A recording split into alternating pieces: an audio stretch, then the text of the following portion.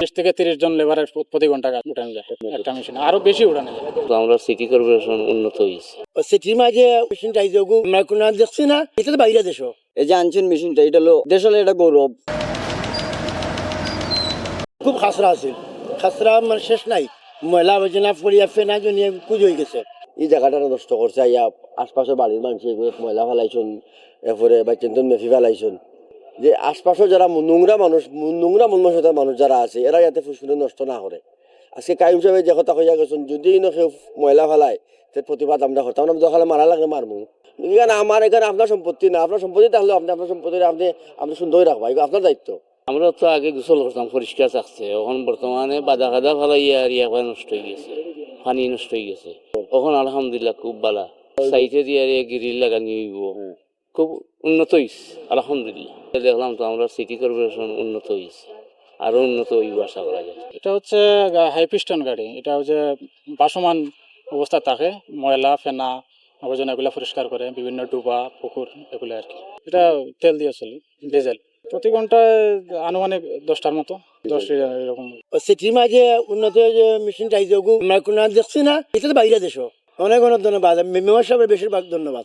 ফুরকি লাগানি গো পরিষ্কার থাকবো, সুন্দর থাকবো, ভালো থাকবো। অনেক সময় এনেকে গোসল বড় করতে পারবো, যদি মারি আরো ফ্রেশ করে দেওয়া সিটি থাকি তা আরো ভালো। এখানেও মাঝে আপনার লাইট লাগে, সুন্দর বর্জন হইব, এটা গাঠ খর হইব। কাইম সাহেব কইসন আটা জিনিস রেলওয়ে একটা ইয়ে দিলাইছে, ওই যে বাথরুম, ওইটারে সুন্দর করে হরাইয়া একটু হাড় দিয়া এটা সুন্দর একটা ফুসকুনি করার। এটা কবে আসছে আমার একটা ধারণা নাই, তবে আমি গতকালকে নামাইছি স্পটে। গতকালকে কাজ হয়েছে, আজকেও কাজ হইতেছে। আগামীকালকে ইনশাল্লাহ আমরা এটা শেষ করে দেবো। আমরা আমাদের প্রযুক্তিগত দিক দিয়ে আরো উন্নত হইতেছে সিটি কর্পোরেশন। তো প্রতি ঘন্টায় যে পরিমাণে কাজ করে, আমার মনে হয় 20 থেকে 30 জন লেবারের প্রতি ঘন্টা কাজ উঠানো যায় একটা মেশিন, আরো বেশি উঠানো যায়। বর্তমানে যে মেয়রে যে সিটি পদ্ধতি লইছেন, মাশাআল্লাহ সুন্দর হইব, আরো উপরে উন্নত করবা। রেলিং হইব, লাইটিং লাগবো, আইন পরিবেশটা সুন্দর হইতো, এলাকার লাগেও সৌন্দর্য সমাধান।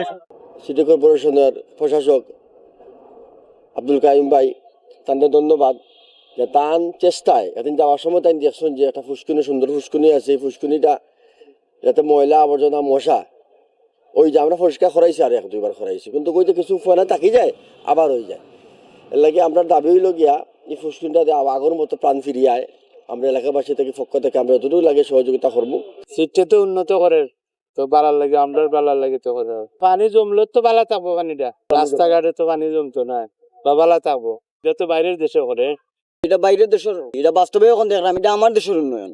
100% ধন্যবাদ সিটি কর্পোরেশনকে।